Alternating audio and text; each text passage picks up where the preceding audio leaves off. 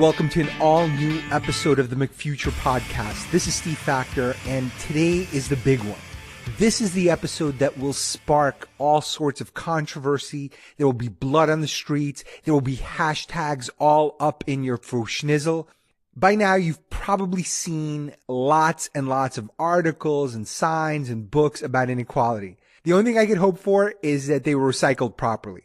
A few like Thomas Piketty's Capital, they're pretty good at explaining the problem. But I gotta be honest, 696 pages without a single laugh? Some things are more unforgivable than inequality. Now you're unequal and you're sad. Plus, his solution felt a little bit anticlimactic. Global wealth tax. Oh, wait a minute. Spoiler alert. Global wealth tax. Great. I'm going to add that to my to-do list right after taming Mars and wooing Giselle. Giselle Bündchen? I don't even think I could spell it. How could I be with a woman whose name I can't spell? Anyway, in case you weren't one of the millions and millions who slept outside of a Amazon warehouse to get my first book, I anticipated the 99% movement. I made this lavish case for why businesses should fix this hollowed out middle class that was happening. I'll give you the caveman summary of it. Money go, customers go. It's really that simple. And still, not one thank you babka from Bernie Sanders. Today, what I'd like to do is prove that income inequality is absolutely the wrong way of framing the problem. Look, inequality could be explained and solved with just one word. Ivanka. No, that's not the word. It's expectations. And there are three pretty solvable things that are standing between us and this American dream that we all grew up with and thought was attainable. Now, before I explain how and why, let me ask you a favor. Put down the knife. I know what happened to the last person who yelled, "Hey, get off my lawn and pull yourself up by your bootstraps, you dirty hippie." That's not me. That's not what I'm saying. And I think that's the problem with this whole conversation so far. On one extreme, you've got all these people that barely admit there's a problem. And then the other, it's like a kleptomaniac at a flea market. But neither side is really close to the answer. So let's start with something basic. Is there a problem? Believe it or not, it's not as straightforward as you'd think. There was a study by USA Today that shows to achieve the American dream, a family of four has to earn about $130,000 a year. Now, the problem with that is that the average income in reality is $53,000 a year. Now, in all fairness, your kids are probably slacking off. I got two words to get their asses into gear. Serena Williams. Now, chop chop kids, get on the tennis court. Those kids got to earn their keep. Studies show that a lot of young Americans, they've pretty much given up on being rich. And it's really no wonder why, because most adults have no retirement savings. And 46% of people, they did the survey, it's insane. 46% of people can't scrape together $400 in an emergency. And the middle class today is poorer than it was in 1989. That's the year that NSYNC watched New Kids on the Block and decided, wow, this is amazing. Someday that'll be me. It's not all bad news. NSYNC has since disbanded, which might explain why Americans are still happy despite their inequality.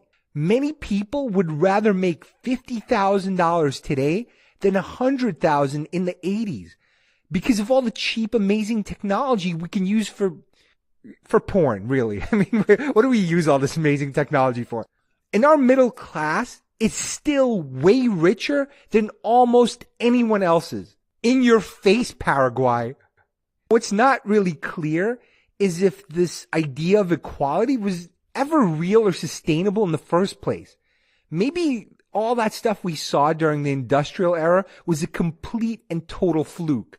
All those people without college degrees supporting families on one income?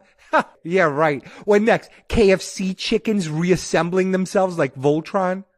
The history of mankind is this big, grimy, backbreaking serfdom. And maybe we're just Ubering our way back to the norm. The problem is we've had a taste of the good life. I like to think of it as a lion that was raised in captivity and then one day gets to bite into live flesh for the first time. Probably as trainers. Once you get that taste for blood, it wakes up all of these primal instincts. You don't just go back to that crappy bag of Purina lion kibble. Now you got to eat the assistant. We expect more, but can we have it? Now, the real issue with inequality is we're comparing wages to all the wrong things. We're comparing it to the past or to CEO pay or to other countries. The OECD, and I'd love to tell you what that stands for, but you can look it up. They basically found that inequality does not correlate to happiness.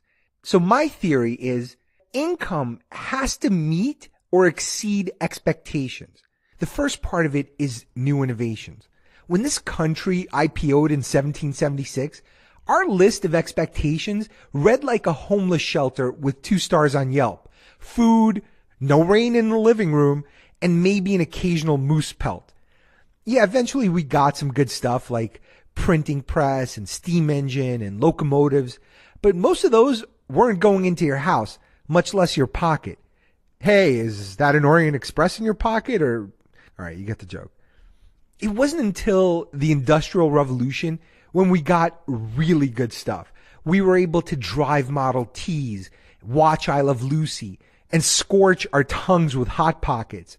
Along the way, we got indoor plumbing, electricity, refrigerator, radio, TV, telephone, even microwaves and VCRs that for some reason still blink 12 o'clock at my parents' house. And today, we could barely keep ourselves from smothering the flight attendant when Delta's Wi-Fi goes off for like 2 seconds. How things have changed. Think about it. The inconceivable has become indispensable.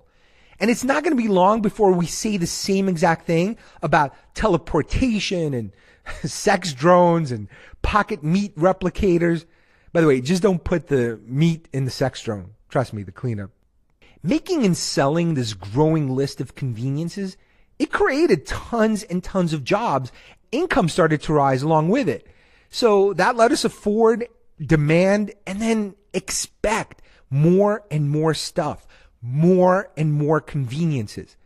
We even want these big ticket government services like Social Security, Medicare, healthcare, college degrees. Whether you're liberal or conservative, it doesn't matter. You still want those things. You might disagree on how to pay for them, but you want them. The most devious thing about this process is how quickly useful innovations become necessities. Every so often, a few 100 million people just happen to wake up expecting to own some gadget they knew existed like 5 minutes ago. And over time, the expectations start to pile up and it creates this layer cake effect. Now, lucky for us, as these shiny, expensive new things come along, the old ones flatten out. They get cheaper and cheaper or they improve. So you think about something like food. The price of food has been dropping like crazy over the years. You could barely leave the house without someone shoving chips in your face. When I was working in Radio Shack during college, by the way, totally feeling like a 1%er, I used to sell these lunchbox-sized cancer bricks that passed for cell phones. And who bought them? Rich white guys. Today, every fetus gets handed a smartphone in utero for a couple of bucks a month. And it's not just new expectations. We want more from existing ones. A perfect example is healthcare. Everybody wants it, but they don't want the black and white version from the 50s or the hacksaw brain surgeries from the 1800s. We want virtual reality assisted organ transplants and 3D prosthetics and boner pills and MRIs and dietitians and fertility treatments and sex lasers. Yeah, there's such a thing as sex lasers. Who knew you could even binge on stuff we hate using? But affording minimum expectations isn't enough. We also need fun. People aren't robots, at least not yet. We crave freedom, but freedom is anything but free. It takes discretionary funds. And depending on the person, that could mean a vacation in France, an Xbox game, or a totally essential leech treatment.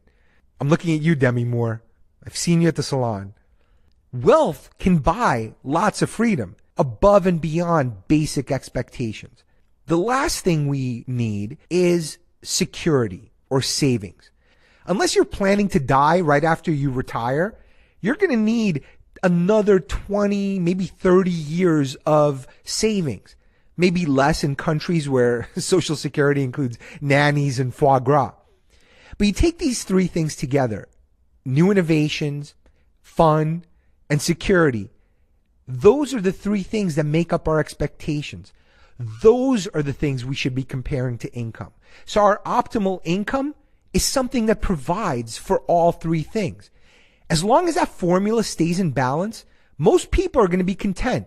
We'll eat our burgers, watch our football, vote for Hillary. Everything will just be peachy for Christmas or Festivus. This has stayed true for most of the 20th century.